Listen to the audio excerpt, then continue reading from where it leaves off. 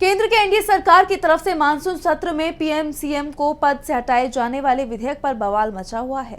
हालांकि विपक्ष के विरोध के चलते इसे जेपीसी के पास भेज दिया गया, लेकिन विपक्ष अभी भी विधेयक के खिलाफ विरोध जता रहा है और अब इस विधेयक को लेकर सुप्रिया सुले का बड़ा बयान सामने है। तो क्या कुछ कहा उन्होंने, देखिए इस रिपोर्ट में। पीएम सीएम को पद से हटाए जाने वाले विधेयक का विपक्ष पुरजोर विरोध कर रहा है। मोदी सरकार ने इस बिल को जेपीसी के पास भेज दिया है, लेकिन यहाँ भी सरकार को विपक्ष के आगे मात खानी पड़ सकती है।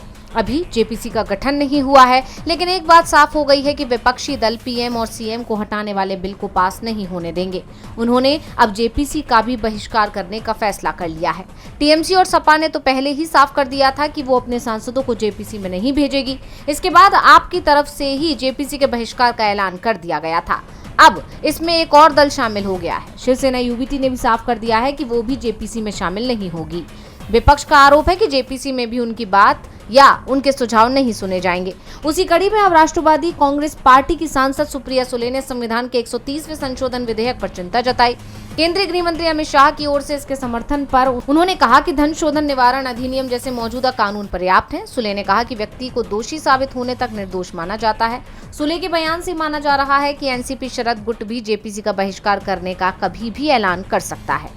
सुप्रिया ने कहा, अगर किसी को 30 दिनों के लिए जेल में डाला जाता है तो उस व्यक्ति को हटा दिया जाएगा, ये कैसे काम करेगा।